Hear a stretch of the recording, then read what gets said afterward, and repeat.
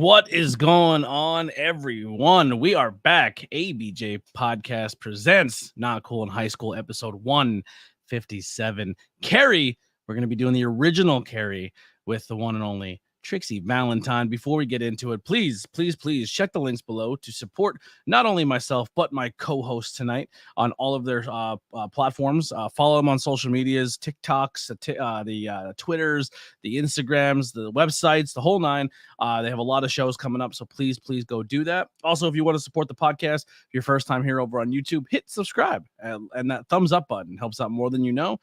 Share this out to your friends, let them know. And there's a lot of great content that we have covered and more to come. We have a little bit for everybody and a lot more in the pipeline for all really cool pieces of content. Also, merchandise. If you want to grab some t-shirts or merchandise, it is links below as well. If you do buy anything, send me a photo of you in the merchandise so we can put that on social media and blast you out there. And thank you for your contributions of helping to keep the podcast alive.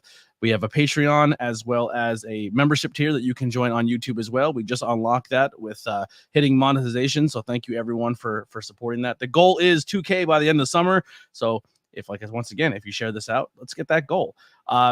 Yesterday we did a podcast. I Saw the TV Glow with Kim Rose. We will be back tomorrow with King of the Ring 95. It's one of the worst wrestling shows of all time, and we're going to review it. Then we'll be back on Sunday, because usually these wrestling shows happen on Sunday. We'll be back on Sunday to do a What If series, and we're going to rebook the whole show and try to make it better.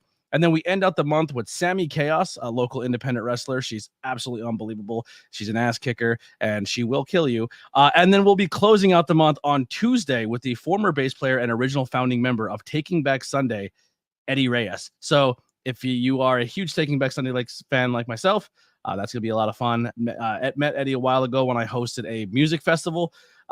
Eddie's band at the time was part of that festival, so I got to meet him, chat with him. But it's been a long time, so we're going to catch up and have some fun.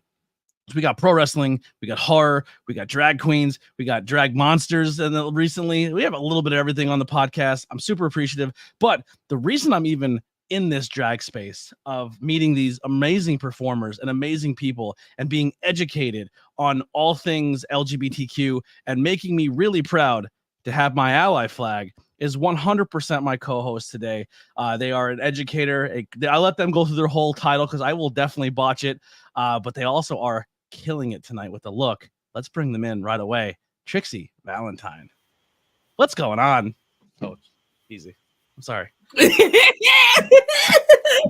How you doing, Anthony? How you doing? I'm doing amazing. Give everyone the rundown. You have a very long title, and I don't want to mess it up because you will hurt me. So my title is the Mixed Trans New Jersey 2024. That sits right to my right. It is my right side. It's like left for y'all. That is my current title. I do many different things. I'm a queer inclusive sex educator. I run my own business called Mixed Kelly Queer Education that specializes in LGBTQIA plus diversity, equity, inclusion, training, and consulting. That has been running for the last 4 years. And there's a lot more you can find with me, but we're not here for me. We're here for Carrie. We're here for you as well. Listen, you're part of the show. Because we haven't done a full episode. Actually, you're probably the first person who will transfer from the co-host of the movie reviews to having your own podcast soon. So we will tell your story in full very, very soon. But like I said before, the education aspect side of things, as someone who grew up in now I'm not saying I'm closed-minded because I feel like I am very open-minded, very eager to learn, very conscious of people's feelings and trying to be more inclusive. But there's a lot of times where I felt like I was stepping on eggshells. I didn't know what questions to ask or how to do it in an appropriate way or how to be respectful. And I'm not gonna be honest, it freaked me the fuck fuck out. Like when I would talk to people, I was always very like, I don't want to be inappropriate. I don't want to say something bad, because I also do have a fucked up sense of humor and a dark sense of humor, because that's just how I cope. Because I was kind of like Carrie. I was picked on a lot. You know what I mean?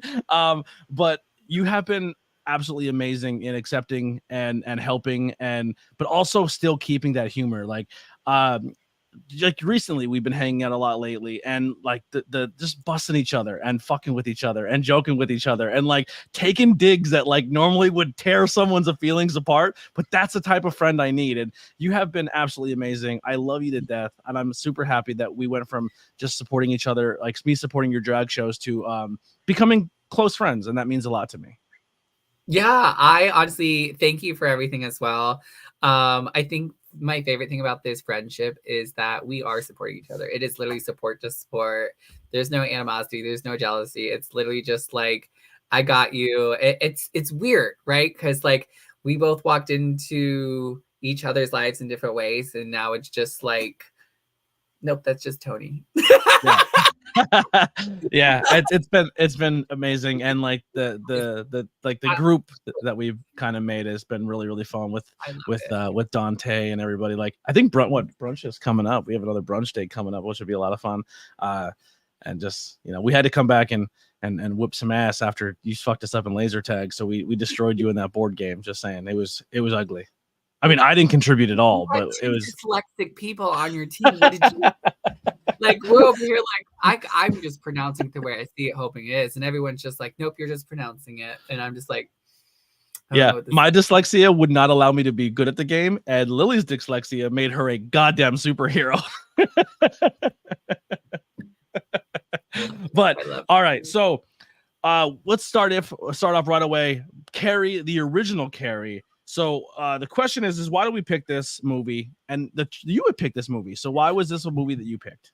So, well, I will say, I originally picked Nightmare on Elm Street because, specifically the second one, because of the queer culture that's behind it. But then I was like, hold on, Carrie has to be one of my favorite horror movies because the villain is not Carrie.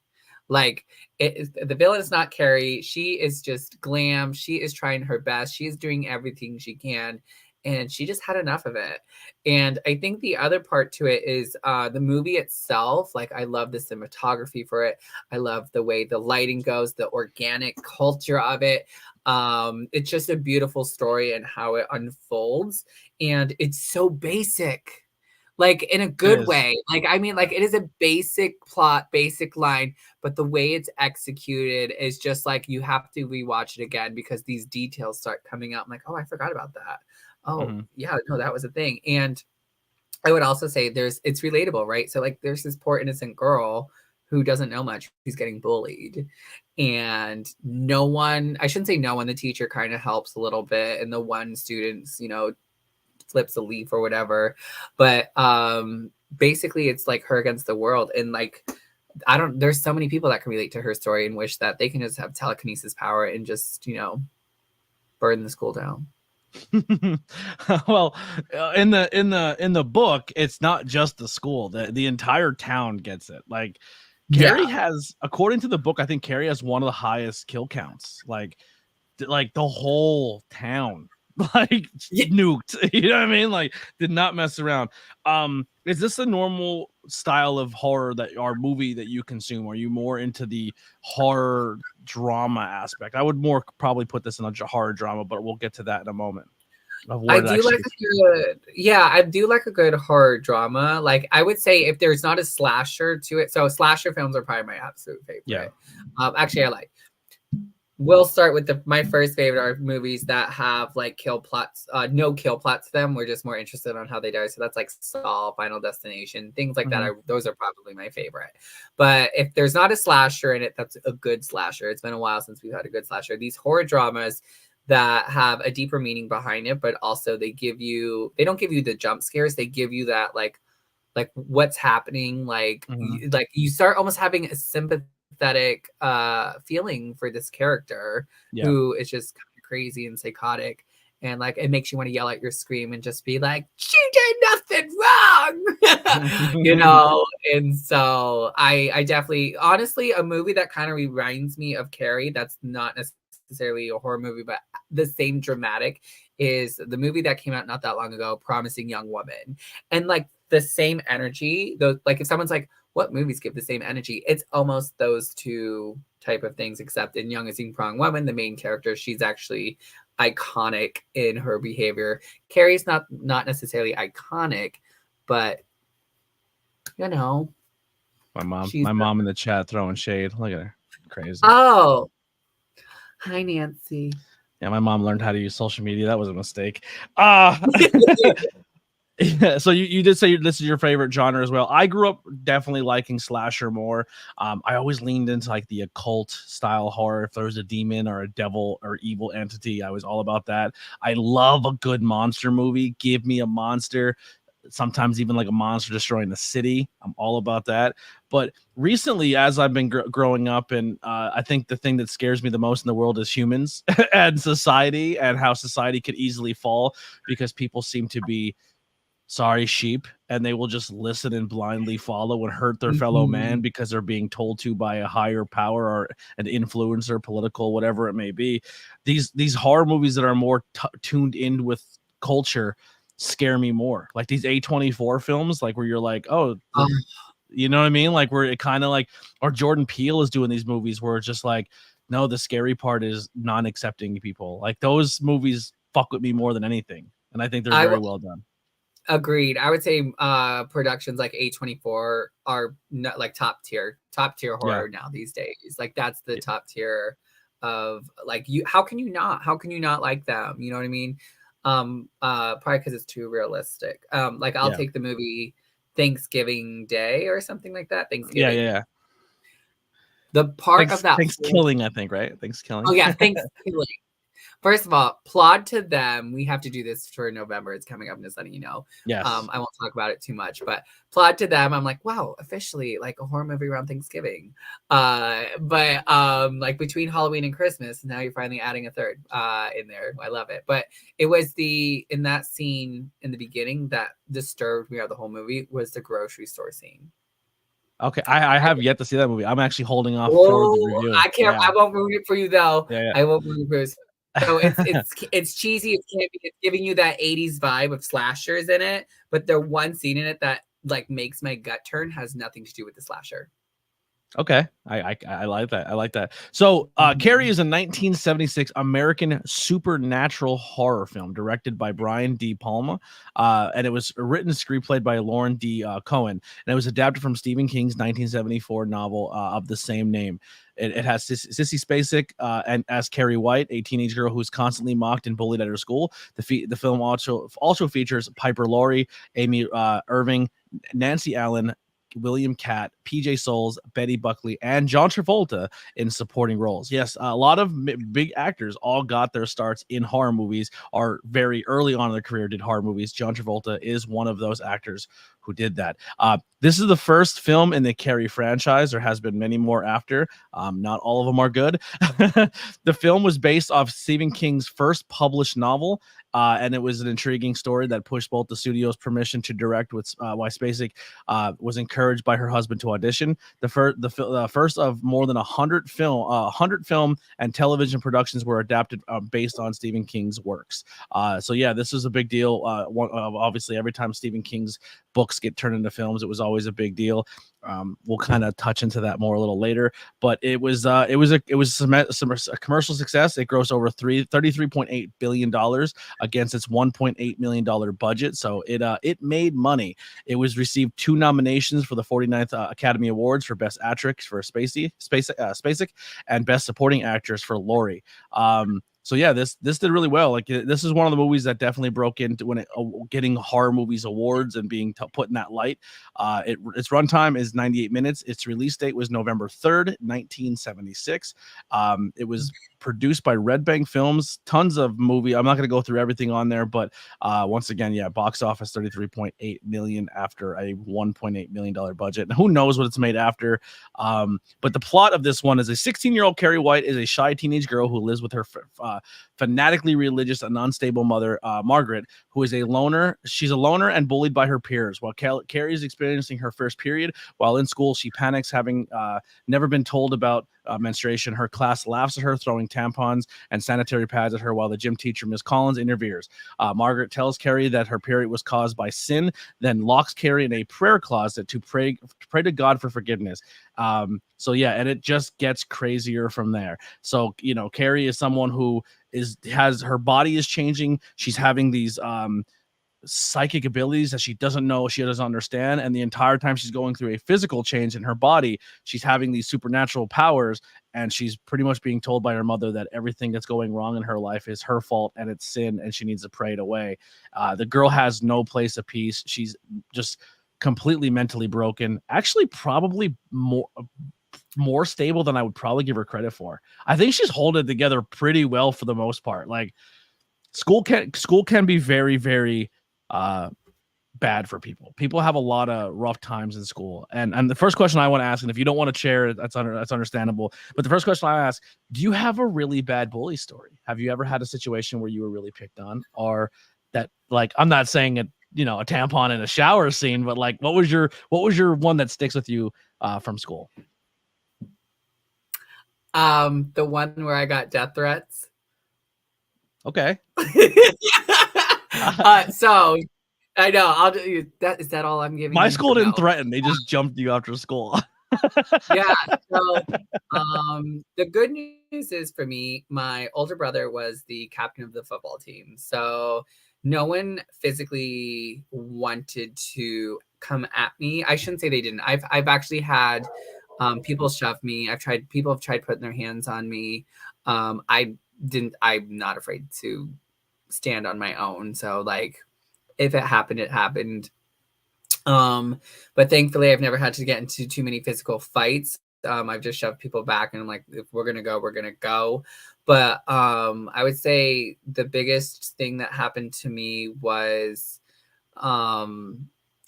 for a school event. I was believe this or not, I was the president of a club about diversity, if that's hard to imagine. And I wanted to do this new event for the school for people to try to get out of their comfort zones a little bit and get to know people they don't really know. And so I really supported the faculty, and the school knew that we needed to do this, in the sense of, like, we can't tell them no, because there's nothing wrong that they're doing. But it was the first time I've ever seen our teachers, like, show up to places in case something were to happen. And it did not really go that well. There was a lot of arguments. There was actually a few fights that had happened. And then when people started finding out, like, who put this together, it was me. I was getting death threats. It was bad for a little bit. People were just so mean and nasty because they didn't want to go meet someone they didn't know. And it was just a very toxic situation that I pushed away in my memories, because I was like, I don't want to have that. But I learned right away in the very beginning of my life, like, in the career that I have, like, people are going to be like this wherever you go. So when it comes to bullying, no, I've never had someone throw tampons at me, but I've had people throw things at me. I've had people threaten my life multiple times since the age of, like, 14. Mm-hmm. Yeah, I had to I had to learn how to run fast and find my way home through the woods, because like, every way home somebody be waiting, or a group of people be waiting. Because I was the type of kid who was just like, I cope with humor, so then I would make fun of myself, and then I would annoy them, and I get to a point where they can no longer use words; they had to use violence. Also, I hated gym class. Gym class, mostly elementary to middle school, was the worst, because that's your most vulnerable, right? So the gym teacher knows that it's a situation that it's like every school teacher, and this is where I blame teachers a lot. Like, every teacher, especially gym teachers, know that that's like the scariest part for most people in their adolescence, and they never monitor the locker room. Every gym teacher I've ever had never monitored the locker room. So you're trying to change it. If you don't change, you get a failing grade. So you're trying to change in front of people, and you're like getting assaulted while changing your clothes, or you do change your clothes, and then you have to, like, be vulnerable enough to hide your possessions in a room that no one's gonna be monitoring the whole time. I've had my clothes thrown in urinals. I've had, like, my stuff stolen or destroyed, or, you know, that was shitty. I had to get sent home from school a couple times to go get some stitches, so that happened a couple times. Wow. Yeah, Yeah, school sucked for a while there. I got picked on for wearing Kmart jeans. My name was Route 66. That's what they called me because I couldn't afford designer clothes. Yeah. I mean, it's ironics. Yeah, it's ironics. Locker rooms, like, because in Carrie, the very opening scene is the locker room, and that's exactly what the first experience is. And I know for me, locker rooms were the worst place to ever be. It's where I've had people. So for me, because I wasn't out back then, but I always had feminine mannerisms. I was always expressive. I also was just like nerdy, and sometimes people confuse nerdy with queerness, or sometimes they overlap, I should say. Yeah. And for me, like, that is where I've had these boys would like be more, they would be mocking in homophobia, right? So they would be mocking LGBT mannerisms, and that's where I've had them put their hands on my shoulders, my back. Like that's actually probably the first time I've ever been sexually harassed and assaulted, was in locker rooms, not knowing the terminology back then. But there was no, like, the gym teachers were in their little closet thing that's right next to the room, not checking on anything, not making sure things are happening. They just expect if something's going to happen, you're going to go to them. And I'm like, no, because why would we? Like, just so we can get. I made the mistake of, and I don't, I'm not. I used to be really mad at my mom for it, but I used to come home and be like, Mom, like, I'm going through it. Like, this is not fun for me. And then she would then go to the school and make complaints, and then the school would essentially just tell the bully, like, leave him alone because we're sick of dealing with his mom. And then I would get picked on worse because the school didn't do a proper job of disciplining. So like it got to the point where I stopped even talking to her. I was like, I can't, because if I report it to you, you're trying to be protective mom, and it only makes my situation worse. It sucked. It sucked for a long time. I will say my mother did step in at the appropriate times because people were afraid of my mom. Because for us, there were a few examples where the bullies were actually the teachers. So that made it a lot easier in the sense of like something could happen, because my mom wasn't afraid to like literally get out of work, drive straight to the school and be like, so what's going on? Like, no warning, no nothing, just shows up. Yeah. All right, well, let's kind of, I'll go to my second bullet point. Now, the second scariest aspect of this movie is, no, and I'm not trying to be offensive, but this is just my take, quacky, kooky, religious people. And that fucking Jesus statue in the closet is the scariest thing in this entire movie, with the red, creepy yellow eyes. I want one. I want that Jesus statue. If I can find one, I would definitely buy one. Like, it's, who makes that? Like, right. It's the creepiest thing of all time. Like, who made that and goes, that's my savior, that's my guy? Like, no, that looks like the devil. Honestly, it was probably, like, seeing the movie was probably like handmade by the mom, you know? Yeah. Oh my God. She put a little tea light candle in her head. Like, it's creepy. Yeah. It was so the religious factor is kind of like the statuesque, or like, that's different. Like, I kind of sit there and go, couldn't be me. Like that literally could be in one of those movies that we spoke about earlier of like demons or something, because it couldn't be me. That I'm like, no, I'm good. I'll go back to school. I will say the interesting part is that the whole movie is surrounded by the color red and blood. Mm-hmm. Like, that is the whole theme throughout the entire movie, even the lights and the lighting. So it's very interesting that they carried like how blood and the redness comes through, and then like everything else in it's just the religious side of it makes me just laugh. I'm not gonna lie. Like, I sit there and go, I know people like that in real life. Mm-hmm. Yeah. Like, unfortunately, this isn't a horror movie. This is life. This is a real thing life. That's happening right here. Yeah, and sometimes people use their religion for all the wrong reasons. You'd think, you know, if one of your things is judgment is a sin and it's just as equally wrong as every other sin, boy, do they throw that around worse than anything, huh? But when did you first consume Carrie? Remember seeing the movie Carrie? How was it introduced? Because obviously, I'm not dating myself too much, but I was definitely not alive when Carrie came out. But how was this introduced to you? So my old next door neighbor, when we were younger, loved movies. He actually used to own the Hollywood Videos here where I live, which is no longer a thing. So for those who didn't know Hollywood Videos, there used to be other movie places like Blockbuster.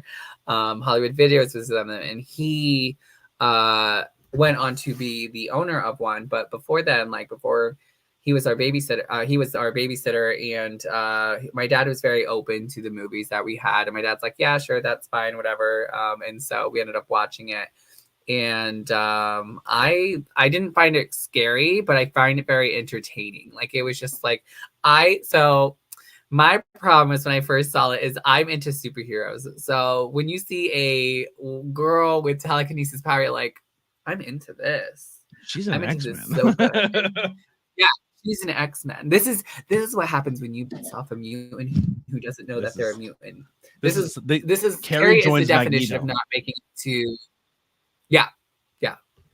So I love it. So for me, I was introduced. I loved movies. I've watched horror movies since I was like 9 years old. Like, it was just introduced. My dad was very open to it. There were a few movies like we were not allowed to watch that I can't necessarily remember, but it wasn't many, right? So he was just like, sure, if you want to watch it, you watch it, but like it's on you when you have nightmares.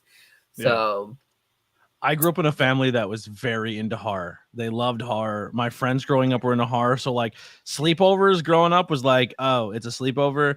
We're gonna like, I had a lot of friends who it was like all the guys slept over for the brother, but then all the girls slept over for the sister, which not always was great moves growing up. You know, when you have a bunch of young adolescent kids and you put a bunch of like, let them stay till 4 a.m, have a room full of guys and girls in a room. It was character building. We'll say that. But the move was go, because our town, for how small it is, it's 4 little red lights. We had 2 video stores, so we would go to the video stores, and I was fortunate enough that both video stores were owned by friends at their families. So we would just walk in, pick a movie, and leave. And then every Friday, like every weekend or sleepover, was we sit and watch a horror movie. So horror movie has always been something into it. My aunt Colleen, who was really, really into horror, was always also like, and Uncle Steve, both no longer with us, but they were both always like, oh, we're gonna fuck these kids up. Like we're like when they're over here tonight, we're gonna put a movie on, and they got enjoyment of us watching horror movies. And I kind of get the same way. Like when someone hasn't experienced a movie or something in pop culture, it's like, oh, I get just as much enjoyment watching them experiencing for the first time. And I think Carrie is one of those movies that I think stood out for that generation. And it's almost like a rite of passage for that generation to kind of pass it down to the young one. Like we're like, what horror movie should we watch this weekend? And Carrie's one of the top 50, I would say, that's like always recommended. I feel like if you haven't seen this movie, that's insane to me. It's like it's like a must-watch horror movie. Yeah, it's a must-watch just to know where it comes from and unfolds. It's like I think anything Stephen King you should watch. It also makes me think of like John Hitchcock movies as well, because he was one of the originals of sorry, thank you, Alfred Hitchcock, who had really good classics. Like I remember watching Rear Window. Why? Because my mom told me I had to watch it. She's like, if you want to see real horror movie, watch Rear Window and The Birds. And I did. And I was like it's interesting because like these were the big horror movies back in her days, and like they're nothing like they are today. But like you enjoy the organic horror moviness to it because they had to do that all themselves. There were no really high computer type technology that was helping them with some of these images. Makeup tutorials and looks were not as big, but like for some of these scenes to happen so instantly as they are now. And so when I think of Carrie's a classic, and I think it's a digestible classic a little bit too, because for those who are afraid of like jump scares and the music, right? So like Carrie doesn't rely on the music for the whole movie of where it's suspense, but it does happen because like right when the blood hits, the lights go, there's the music. But like there are other parts. I would say the music definitely is a huge part of this movie. It is, but not in a scary way, right? Like so in horror movies, tone setting. It's tone music setting. Like playing to yeah, it sets the tone rather than tries to hype your suspense. Yeah. And now I think a lot of horror movies now today just rely on the suspense part of it and not the mood setting part of it. Yeah. And how you're going back to Hitchcock, And also, we'll talk about a fellow queen. Do you know that Lady Gaga used Hitchcock movies in lyrics to a song? No, I did not. So in the song Bad Romance, she says, I want your psycho, your vertigo shtick. I want you in my rear window when your baby is sick. I want your love. Yeah. So she's talking about Psycho, Vertigo, Rear Window, and Rosemary's Baby. Yes, iconic. Yeah, she's amazing. I always point that out, like when I think of her, like that was a huge thing for me as a Lady Gaga fan, because how enthralled she was with old horror. Like I was like, she makes music with horror movies.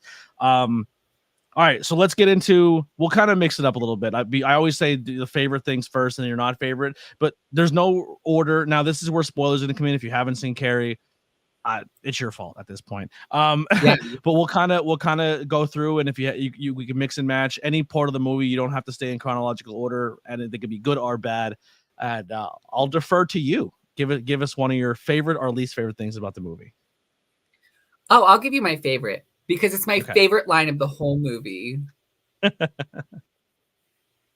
all gonna laugh at you. They're all gonna laugh at you. That line, the way, like, when she is standing up there and she's just frozen, because it's 100%. She's Delulu. She is 100% delusion. Like these, I would say, like, there were like actually 2 people laughing at her, not the whole crowd. The rest of the crowd is like, what's going on? And she just 100% crazy Delulu. She is doing her thing, but like that scene, I want to eat, sleep, and breathe it. Like, it's the moment that, like, the way the cameras go, the way the lights go on, and because then right after it's just straight up red lights, the eyes moves, the door shuts, and I'm just I want it all. Like, I can't stop. I can't look away. I'm not looking away. I don't want to look. And then the way they do the 2 screens, right? So they have 2 different visions of what's happening going on. And like this one disappears, the new ones. So you have to rewatch it just to make sure you didn't miss anything, because there are literally 2 scenes happening at one, which I love that, because it's like investment of like, now I got to rewind this, like what's going on, to see the other side. And I love it. I like, it's just so simple, but it like gets stuck in your head. And then that's where music definitely comes in. You're just like, and like now I'm the whole day, I'm just like, they're all gonna laugh at you. They're all gonna like, it's just, I love it. So that line is iconic for that movie, but it's not immediately what I think of when I hear that line. So one of the first things I ever purchased for myself, side note, tangent story, but it's funny to me. I had a friend who, unbeknownst to us, stole a whole bunch of money from his grandmother, and we got a ride to the mall, and he busted out more money than any of us ever seen ever. And he's like, you get a couple $100, you get a couple $100, and we're gonna go and buy. And we're fucking like under 10, and we're walking around with a couple $100 each in our pocket, and never once was like, we didn't have concept of money. We're like, cool, thanks, bud. And I bought Adam Sandler's "They're All Gonna Laugh at You" comedy CD. No, they're all gonna laugh at you. That's so, growing up, that's what I always listened to, and then realize, oh shit, that's pulled right from Carrie. Yeah, but yeah, that's so when I think of that quote, I think of that. So for me, I'll start off with a negative. You want positive, I'll go negative. I don't want to sound like I'm a Debbie Downer, but I do love this movie. But rewatching it as much as I have, and as I get older, it's one of those movies, to me, the more I watch it, I think the more I fall out of love with it. I appreciate for what it is, for what it was at the time, but I think I think we get to an age, and I think we're gonna have a debate here, is where people say you can't remake things, you can't touch the original, you can't do this. But also, there's a point in time in movies where people say the book was better. I read the book, and the movie was shit compared to the book, because it didn't capture you as much as the book captured you.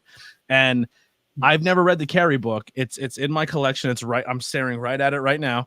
But when I seen the original and then I seen the remake, I think the remake, the acting and the tone setting and just I feel like it grabs more, and I think embodies what the idea of Carrie is. Now, I think if you watch that movie when it first comes out, it's iconic, it's amazing. But as we learn more about Carrie and the Stephen King universe and how powerful Carrie was, and then learning about the book and being like, oh, I wish they would have put that in there. The movie to me almost seems like a what if it had that remake, and then when they finally made it, I was like, oh, this is a lot more than what I want. This is what I wanted the movie to be originally. So I do love the movie, but I think the big thing for me is acting fell flat. Now, I know it's 80s, horror movies aren't taken seriously, it's very low budget, they're not getting the top billing people. Now, some of those people became top billing people, but the mom and the best friend turned good person at the end are probably the two best actors in the movie. Carrie herself, Sissy says, it was fantastic as well, but I think when Chloe played her in the original, it surpasses the original, which is not easy to do because they're both really, really good. But I think a lot of the acting fell super flat, and I think at sometimes when you're watching it, you're like, I was more laughing at the movie than I was like appreciating it, if that makes sense. No, it does. I think that was one of the consensus I had with some of the acting in the original is not my favorite. Hello, Dante, and thank you. Glamour Carrie with these rhinestones up in here. I love the rhinestone blood. It's so funny because I just had on Scarlet, and they literally had like slashes and blood running down their face, and you're like, the pretty blood. I sparkle. Yeah, I'm over here like, hi, how you doing? I'm Rhinestones fix everything. I definitely think the acting in the original was not my favorite. I will say that. Like the only person, there are two people. Actually, no. Out of the everyone who played, it was the background characters I was not a big fan of. Like John Travolta, not a big fan of his acting. But like Carrie, the teacher, the mom, and the main bully, all four of them I thought had great acting skills within the movie in itself. I really believed their characters. I really wanted it. Honestly, the one that acted the best was the mother, in my opinion. She sold 8 and served it all up, and like no one can outdo her. But when the negative that really comes to me from the original, I agree. It's we do fall out of it, but I also have to take myself back into the time of when it was released, because the other thing is, if I think about the remake, do I love it because it's more modern, or do I love it for what it is? And so, for me, I'll take it as like the car scene, because the remake, the car scene's much more elongated, right? They're lifting it up in the air. It's all these other things. In the original, it's just like and they die. I love that. I love that it's focused more on like Carrie and not them, and like this whole revenge type thing. She's just like, I think the thing I love, I'm over here like I'm trying to find a negative, but I'm making it positive. The thing I love though in that car scene is just like she's like, I'm over it. Like she's just over it. Whereas the remake was all about like this revenge type thing. But I will say, the one thing I didn't really like was the deaths in the original. Like I'm like, you're just spraying people with water. Like I was just like, I mean, yes, there's electrocution, there's the thing that falls, but outside of those two things, I'm like, I want more. So I will say the remake, I really loved the more factor of it. People getting fucked up by an errant fire hose pissed me off. Like the whole time, like, and the fire. I know. That was probably my like, oh, okay. Cool. Yeah. Well, speaking of car scenes, there's a scene where Travolta and his buddy, he's going out on his date, and she's going with the no bra look. Travolta likes it. He keeps looking down, and his buddy's like, "You want to go drink?" And he keeps seeing some nips, because this is very, very sexually driven movie. It's high school kids, adolescents who are all sexually charged up, and she kind of uses her sexuality to tell her plot to her boyfriend. Hey, here's what I need you to do, because I don't have the guts to do it, but I need you to murder a pig. I need you to get me the blood. I need you to help me set up a trap that we're going to do all these things. And the best way I'm going to do it is I'm going to give you a little blowy blow, a little ABJ, if you will. Yeah. You know what I mean? And it's not just the ABJ podcast we're talking here, but Travolta can't feel good about himself, because the entire time that she's hanging out with her ABJ podcast, she's having a full-blown conversation. So someone's mouth's not very full. She's like, Carrie, I fucking hate Carrie. He's like, all right, give me a little bit of something. Like, give me a little confidence here. It's one of my favorite scenes because the whole time, I think it's been parodied a lot in other movies. I think Scary Movie did that, like where he's getting head and she's just like, so anyway, I went grocery shopping, and he's like, yeah.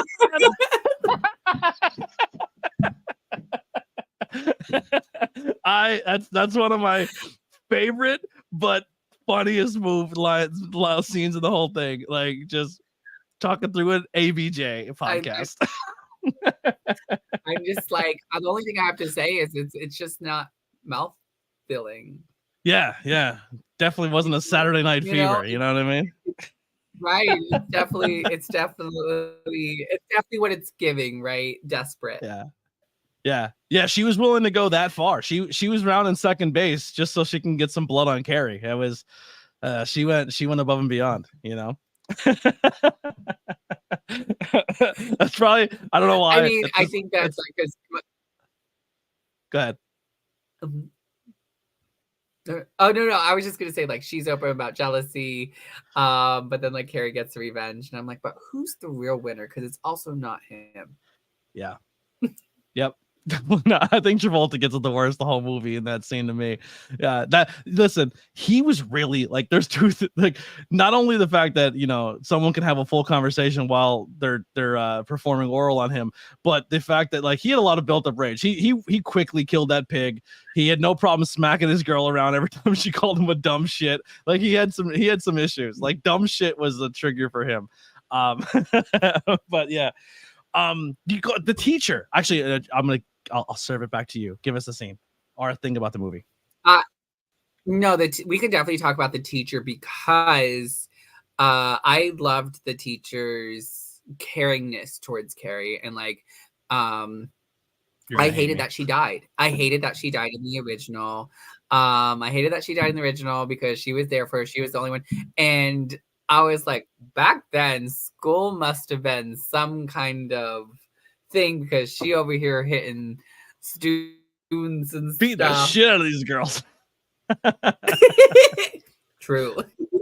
She's like, you keep it up, I'm gonna knock you down. Like, so I loved her. I thought she was the hero. Yeah, yes,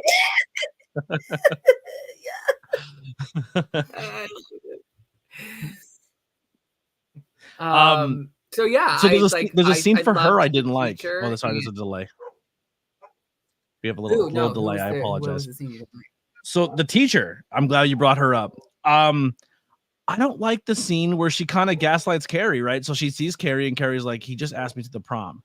And she's like, well, maybe he's being nice to you. And like gaslit her. And Carrie's like, no, I think this is a setup. I think it's a joke. I don't know why they just won't leave me alone. And the teacher's like, I don't think that's what it is. I think everything's going to be great. I think you should go. I think you should do it. And then brings her in and shows her how pretty she is. And I was like, no, I think Carrie's in the right here. She's trying to protect herself. And you kind of made her let her guard down. Like you gaslit her into a situation. But then instead of asking the bullies first, like when the bullies, then she goes to the bullies next and she's like, this better not be a fucking game. And they're clearly laughing about it. Well, the boyfriend is, the girl's really not. The girl's legit trying to like, I think this is a nice thing to do. And the boyfriend's like, I'm only doing this because I'm trying to get laid by this chick at some point. I'm trying to have my John Travolta moment. You know, and it's just like, I felt like the teacher should have went to them first and been like, what's the deal? And then felt it out before she kind of gaslit Carrie into making her have that confidence to accept it. So I agree a little bit to that. I think the gym teacher was trying to be like what a teacher would be of like, let me support the awkward, quiet girl and make her feel some kind of way so that way she can actually enjoy herself. And I think she just tried too hard, right? Like Carrie clearly knew she was not the one, and she could have just let Carrie be Carrie and like moved on. Like, I hate to say this, if Carrie never went to prom, none of this would have happened. So who's the real person who did all this? Let's just think about it. That teacher tried way too hard. when she could have just been like, bye girl, have fun with your mom, you'll live, you'll go into accounting or some kind of thing in life and like live it. Yeah, you'll probably shoot up your office one day, or you'll probably burn it down with your telekinesis powers. But at least I'm still gonna survive. You know what I mean? How was your prom? Did you go to prom? I did go to prom.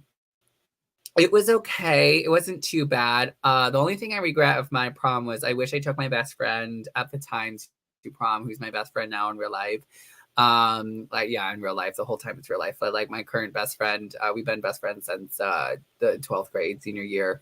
And that was the only thing I wish we did differently. But we had a good prom. It was decent. It was cute. You know, it's way too fantasized over what like media and does, because like in real life I'm like, it's just another dance, like it's not that deep. Yeah, I didn't go to prom. I didn't do prom. I didn't do senior week.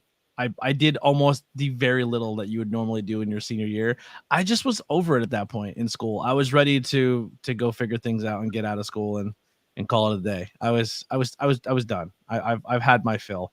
And I mean, I didn't say I didn't get along with a lot of people, but I was kind of at the point in school where I've lost a lot of trust with a lot of people. Yeah. And I was cool with everybody. I was very nice with everybody still, but I kept a lot of people at distance. And I think by the time I hit my senior year, I was like, I'm good. I'm ready to go and see the world and figure things out, because I feel like this closed-minded school is not for me anymore. So I didn't do any of that. I went to a winter formal at a different school once, but I never really, I went to other schools' events. I didn't really go to my own. But yeah, I didn't experience prom. Yeah. Well, I don't know. Actually, I went to an adult prom when I was older. That was a lot of fucking fun. I think more. That's the thing that happens a lot. Bars do like adult proms where everyone shows up in like ballroom gowns and tuxedos and stuff, and they treat it like it's a real prom. They're fucking fun because you can, party and have a good time. I did an adult prom, but I never did high school prom. Last thing for me, not last thing. I have one more thing, kind of. But my favorite character in the whole movie is Hat Girl. I want Hat Girl's hat. I know she sucked. She was a bully, but just the fact that they really had the attention to detail to always have that hat on her with the rainbow on it and the whole nine. Yeah, that wasn't prom. That was winter formal. And the Sven story is not ready for the podcast because while it's a very entertaining story, it was very not nice of me to do. But yeah. Yes, I like Hat Girl. That's why I'm wearing the red hat. If I can find a copy of Hat Girl's hat, I would definitely buy it. But there's a scene where, for me, that really sets Hat Girl apart. And when they're all getting their hair done for prom, Hat Girl is under the hairdryer, and her hat is on top of the hairdryer. Yeah, yeah. Like she refuses to get away from that hat, so she's not wearing it, but it's on top of her head in some form of capacity. If you don't catch it, study Hat Girl in this movie, because that hat, there's not a scene where you don't see her without it, or it's near her, or it's in the scene when she's there. Hat Girl is my favorite. What do you got? I love Hat Girl in the sense of like her, like I feel like she's a cool person. She just hangs out with the wrong crowd. But I will say she was like one of the few people who actually laughed at Carrie when the blood happened. So I don't know about that. She sucks. When it comes to, okay. Oh yeah, the scene. I have to think.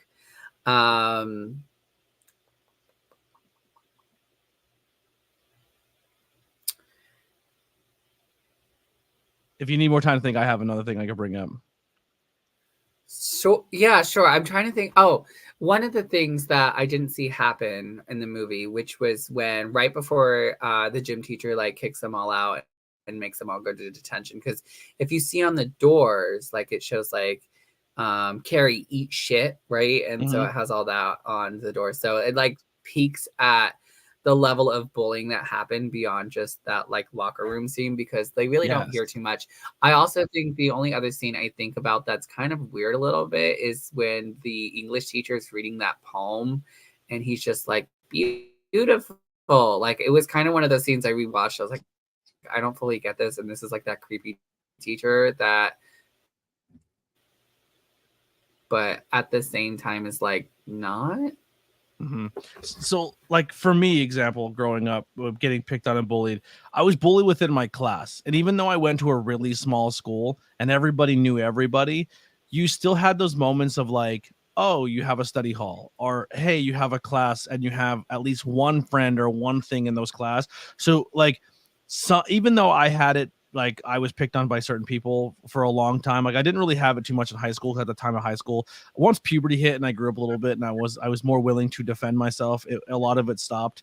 But when I wasn't really to defend myself, and I was really tiny and scrawny and glasses and the whole nine, it was rough.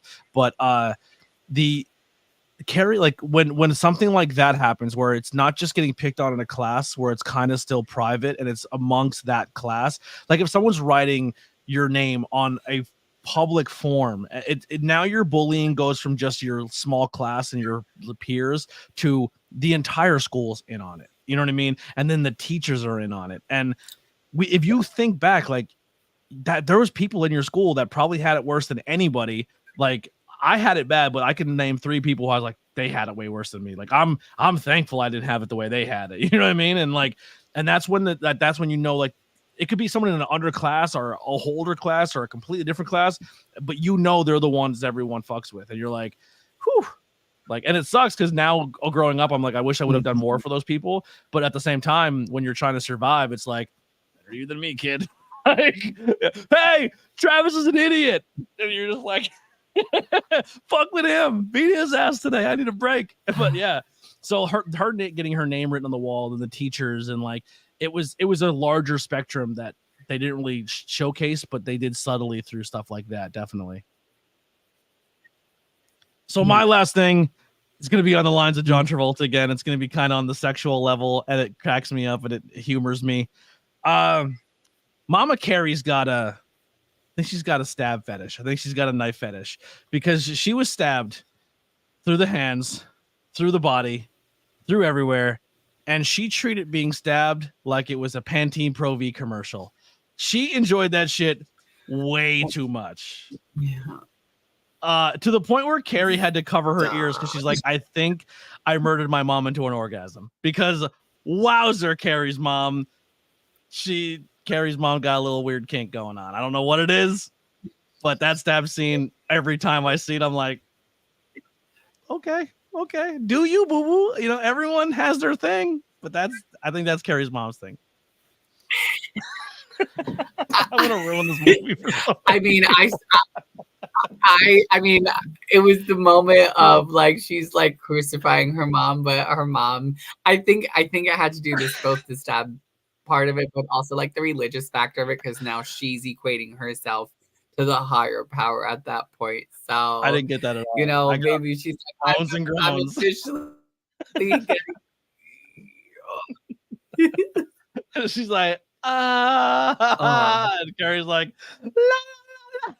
She's in the corner with her fingers in her ears, like, this is not how I envisioned it. I gotta ruin this. And that's what essentially what happened. I think Carrie was cool with destroying the school and everybody in it. And then she's like, all right, I'm gonna take my mom out. And then her mom pulled that scene off, and she's like, I can't live in this house ever again. I gotta tear it down. This has gotta go.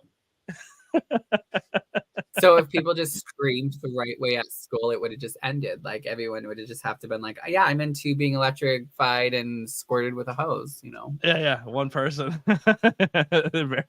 Ari says that crossed the line where he's like, oh no. Oh man. And then I would say that my favorite my favorite scene in the movie is the end. Well, there's a line in the movie that like shows you how far we've come in mental health, right? Because she's laying in bed in like a coma for some reason. She's like, oh, it was too much. I'm in a coma. But then like nothing really happened to her. I mean, she's seen some shit, but he's like, doctor said she's young enough she won't remember this in a couple of years. I'm like, she's in fucking high school. This is gonna stick with her. Like, she's not 3. Like that, she's gonna need therapy. The doctor's like, don't worry. They said she's young enough, she'll forget all about it. I was like, holy fuck, what terrible advice by a doctor. But it still gets me to this day. I know it's coming every time. The hand gets me every time. I jump a little bit. The jump scare gets me every single time. I think it's it's the most simple yet effective jump scares in horror movie history. Yeah, I would agree. That one, and when someone's looking at a mirror and they open and close the mirror, it's so fucking overused. Oh my gosh, but it works every time. It works every goddamn time. Yeah, I hate it. But yeah, that the Carrie jump scene at the end is for me is like one of the most iconic scenes for everything. For like that, for me, that's the movie. That's the scene that like sticks out the most. Is like, oh, the hand at the end, like that trope has been used so much, and I think Carrie's the one who does it the best.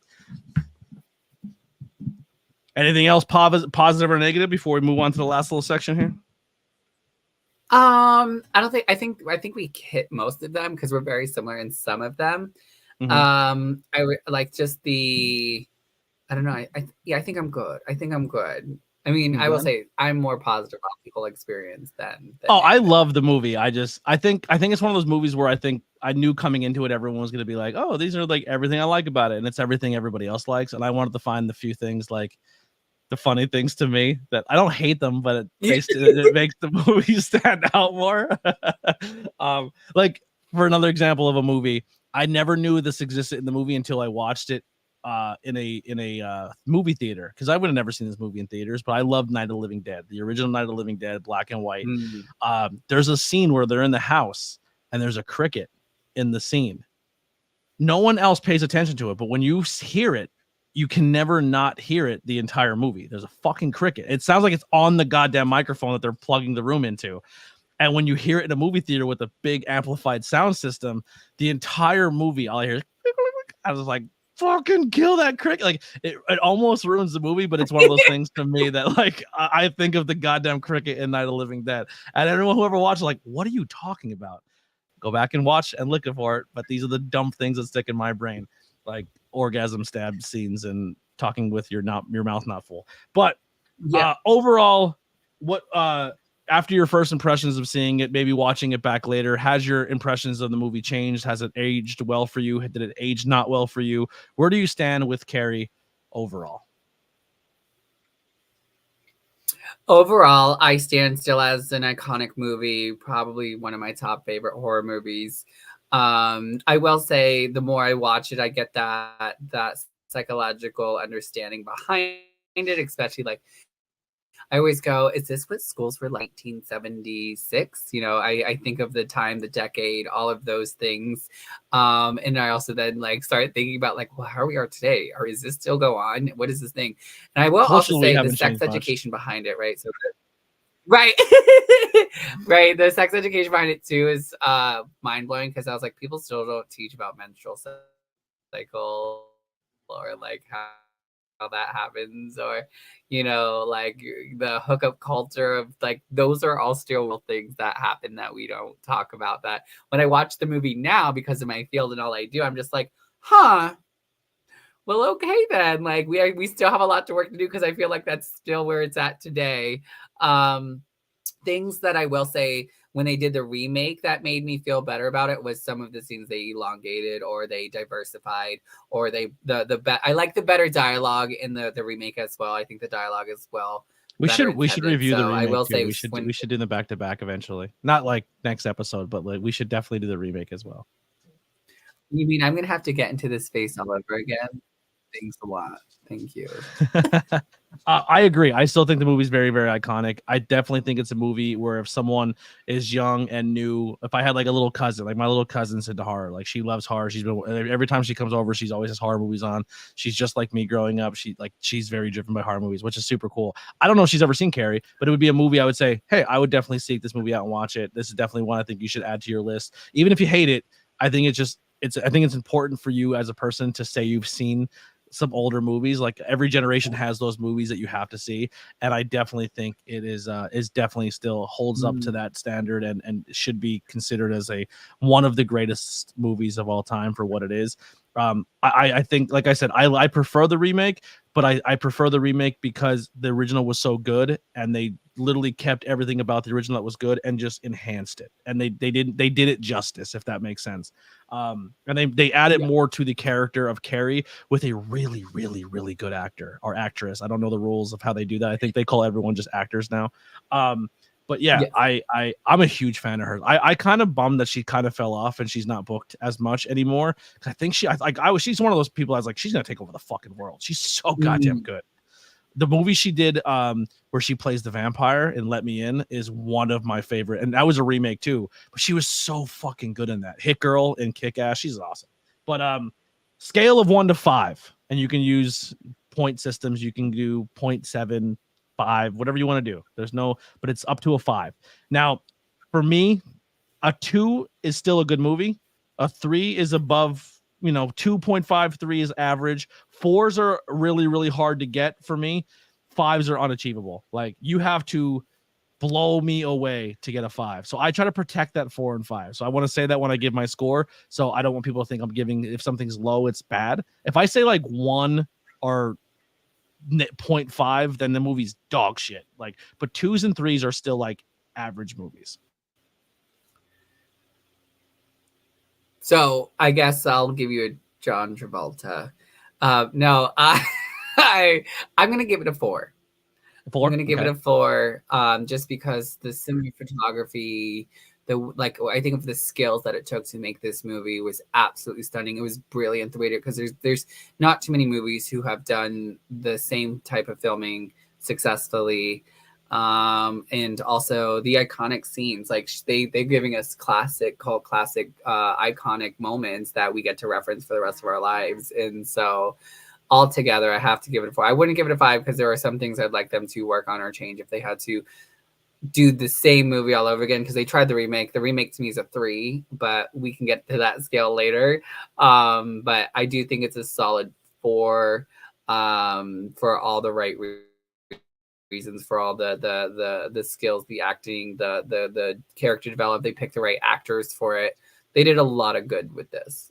Yeah, I'm gonna go 3.2. That's where I'm gonna land on this one. Still a fantastic movie. Just because it's not higher or you think it's higher, I definitely, it's still a movie I'd recommend to people. I still think you should seek it out if you've never watched it. I still think it's a good movie. If it's there, it's like, oh, I'm gonna carry mood tonight. Any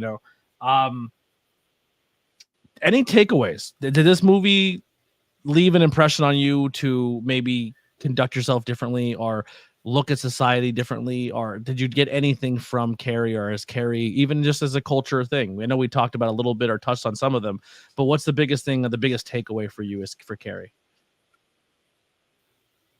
The two biggest things is always, everyone's so focused on the entrance of a look, but you need the exit of the look. And she gives that most iconic exit scene ever. So you definitely need to also have an exit look. The other thing I learned though was, even if you're helping someone, protecting them, it doesn't mean it always ends good at the end. Because the teacher still dies. The people who were still there, like the only reason why the one who lived, who was nice to Carrie, was out of just not being there. She would have still died. She would have still been part of the things. And so sometimes, like when I look at Carrie, as much as I have empathy and sympathy for her, I'm gonna mind my business some days. Like, it doesn't mean I'm not gonna help her, but it also the teacher actually saves her life because she thinks she's the one pulling the prank, and she pushes her out the door right before they slam shut. There you go. Right, but if she didn't do that, she would have been dead. Yeah, she would have been in the gym. It was dead. Luck. To me, it was luck. Yeah, 100% luck. Yeah. For me, it's one of those things where you shouldn't bully people, because what if they get telekinesis powers and then you're fucked? Treat people how you want to be treated. It's a classic. Sometimes your parents aren't always right, and you got to experience life on yourself. But also, like, school is cruel, and it can be really hard for people. And maybe don't judge a book by its cover, and just treat people correctly. And that's my biggest takeaway. It's one of those. It's one of those easy tropes that are layups when it comes to movies, but still in society, We don't give a shit. And they go to, and we go to our jobs and we go to school, because it doesn't end at school. Sometimes it carries over to the job, and it carries over to places you go, and everyone has that one person that everyone kind of shits on or judges or treats awful, and it's not good, and you shouldn't do that to people. And this is why horror movies are good for people, because you learn life lessons, Fun facts, awards. We kind of talked about awards already, and some show and tell. The only thing I have is I have the book. I don't want to get off camera right now. Maybe I'll get it in a second, but your show and tell is obviously, you did the look today. I have a shirt. I don't know if it's in print anymore, but I love the company called Fright Rags. If you're into horror movies, if you're into that, I'm a shirt person. So for me, when I buy a shirt, I'm going to stand up for a second. I don't like when I wash a shirt and I lift my hands up and it becomes a little, my tummy sticks out a little bit. I'm kind of strong with tum. But when a shirt gets washed and it still fits nice in the chest and the arms, but it still stays long, I love it. Fright Rags is an A+ when it comes to those shirts. But this is the Fright Rag shirt.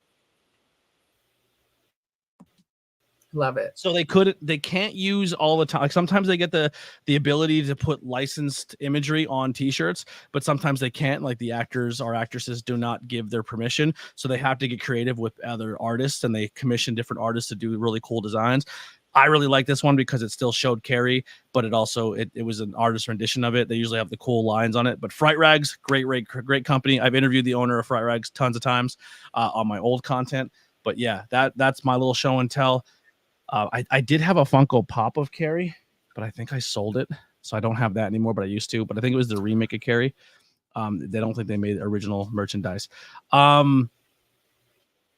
Nancy Allen claims, so here's some trivia, or did you know? So Nancy Allen claims she never realized her character was going to be so evil until she saw the finished film.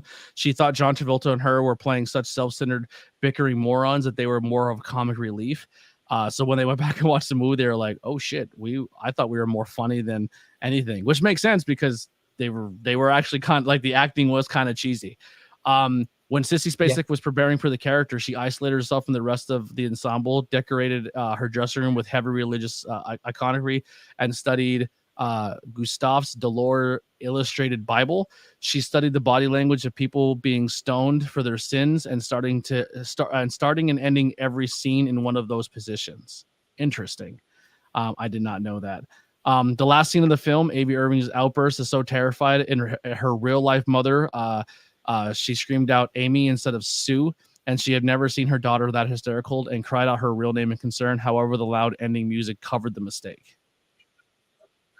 So she went for it on that last scene. While speaking at a book event in Fort Myers, Florida in 2010, Stephen King recalled that he was paid just $2,500 for the movie rights of Carrie. Yikes. You write the book and only get paid almost $3,000 for the rights? Jesus. The name of the high school is Bates High. It's a reference to Norman Bates from Psycho. I did not know that. And the fourth note violin theme from Psycho is used over and over in the film. Yeah. Yep. The dizzy camera shots during the prom scene was achieved by placing William Katt and Sissy Spacek on platforms that were spinning in one direction while the camera was dollied and going in the opposite direction.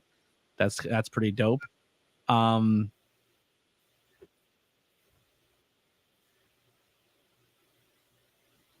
Oh, wow. So she, while filming the blood scene, so this is that's the one thing I was always concerned, like worried when you film, like when you do a blood scene like that, you have to, like, if you don't have the same, because you can notice when the first blood hits her, and then as the scene gets on, somehow more blood is on her than what the original bucket hit her with. She gets bloodier, if that makes sense. But when they were filming the blood prom sequence, Spacek's trailer was parked behind the set. After being covered in fake blood for continuity purposes, Spacek refused to wash the effect off. She elected to then sleep in her bloody clothes for 3 days of filming. So that ending scene took 3 days to do, and she stayed in her clothes in that blood for 3 days. That's crazy. When I interviewed that's disgusting. The guy who played Zelda in the original Pet Sematary. So Zelda, the sister, is actually played by a man, and he had to stay up for almost 48 hours in his prosthetics to make it look like his back was sticking out. And he said he didn't sleep for almost 2.5 days, and he had to stay in that makeup because they only had enough props to do that maybe once or twice. And he stayed in that scene, and he was one of the last things filmed. So most of the film was shot already, and then he was the last thing to come in for his shots because his special effects makeup was so intense. But he had to stay in it for like almost 2 or 3 days. Yeah, crazy. Andrew Hubachek. He's from Bloomsburg. It's pretty much all I got. There's a lot more show and tell stuff. If you want to learn more things about the movie, go check out imdb.com. That's where I get my stuff. There is a trivia section that you can learn some more fun things. But overall, I love Carrie. So you're going to come back and we're going to be doing the Nightmare on Elm Street franchise. So we're going to start from the first one and go through, and then maybe halfway through, we're going to take a break and maybe do a Carrie reboot. And then there's going to be some, we have already kind of talked about it. So fellow co-host Dante, who does a lot of these horror movie things, myself, Jake, and Lily will be all doing a movie review together. We're going to be doing a few of those coming up very soon. We're actually going to be filming them. They won't be live for you guys to be in the chat. So when it airs live, we will be in the chat typing with you, but they won't be live for us to be talking to you. There is going to be some pieces of content coming up that won't be this live aspect. It'll be filmed and then put out later. This whole idea that I'm doing now is only this way because I don't have the funds to get the cameras I want. I'm working on it. It's hard between, life and paying bills. And I for 2 years of getting myself caught back up. But I will eventually get there. This is why, support, donations, t-shirts, all that helps out. But when I get the cameras I want to do more film reviews in person with people, or interviews in person, because I think the backdrop shots are important to me. So we're getting there, and the camera choice for me is very important because I have a little bit of a joint disorder, so it's hard for me to lug around a lot of equipment. And the cameras I have are really nice quality, really good in low light, so I don't have to lug around big lights. And also the everything's super portable, and I could put like a 3-camera shot in a fanny pack, which is super cool. But that's what we're working on. So a lot of this will change in the near future. We have a ton of more content coming out. You will be seeing Jake and Trixy, Jake or Trixy, depending on what persona shows up, more on the podcast. Yes, and we will be doing, I've never seen it, but we'll be doing Mean Girls as our movie, our 4-way movie. You also might be seeing Ari, who's in the chat, on some stuff. Her and her partner Drive-In will be on some stuff. I met them. I love them so much. They are everything that I need in people when it comes to like horror and pro wrestling. There's some other people in that friend group. I don't want to put them out there in case they don't want their business out there, but they make great content as well. I love them so much. But there's a lot of cool people that I'm going to be making more content with and reviewing movies.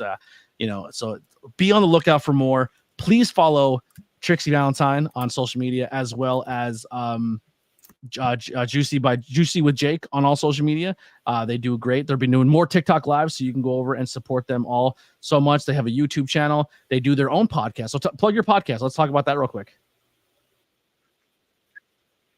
Oh, my podcast is Glitter on My Tips. Every time I say it, I have to shimmy.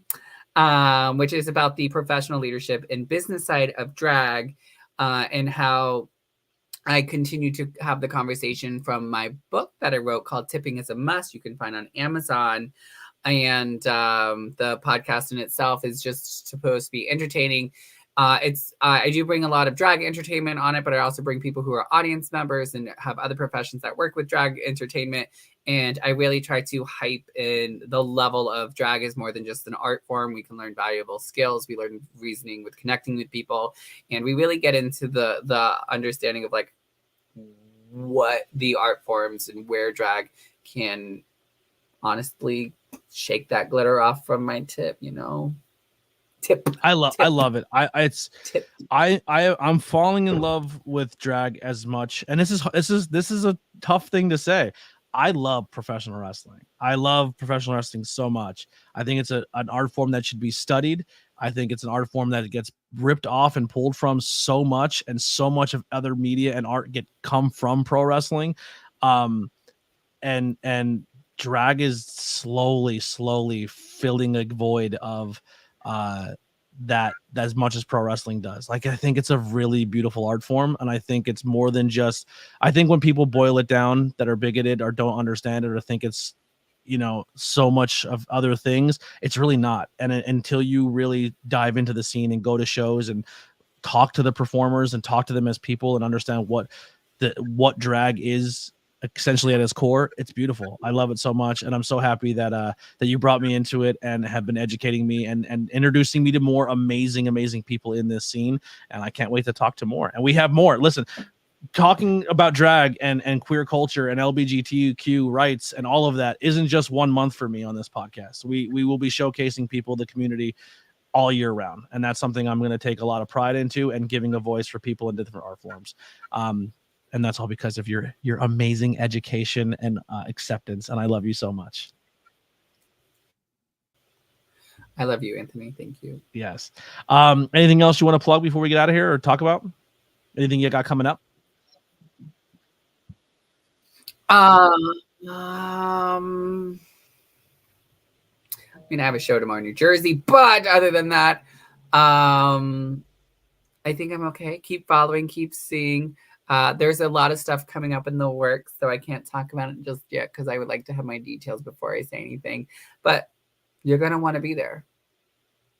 All right. I think I do have one more plug, and if I don't do this, I feel like I'm a bad partner here. Where is that thing? I'm doing it live. I'm uploading it as we speak. I'm filibustering.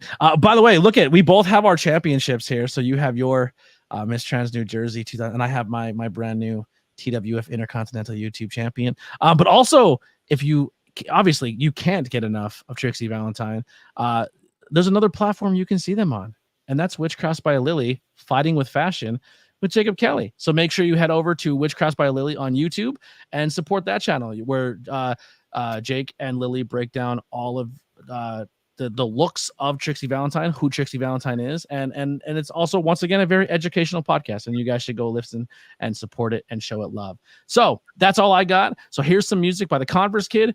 We love you all so much. We'll be back once again tomorrow with a little tornado tag for the pro wrestling fans out there. We'll be covering the show, The King of the Ring 1995. It's an absolute dog shit show. It's a lot of fun, though, but we're going to have some fun and kind of pick it apart. So we'll see you guys tomorrow at, I think, 9 o'clock. We'll be doing that one, or 7 o'clock. Or no, actually, that one's at 6:30. We're going to go 6:30 so I can still watch wrestling at 7, because AEW, you don't know what any of this means, Jake. I'm sorry. But that's going to do it. We're out of here. Love you guys. Bye-bye. Here's music by the Converse Kid.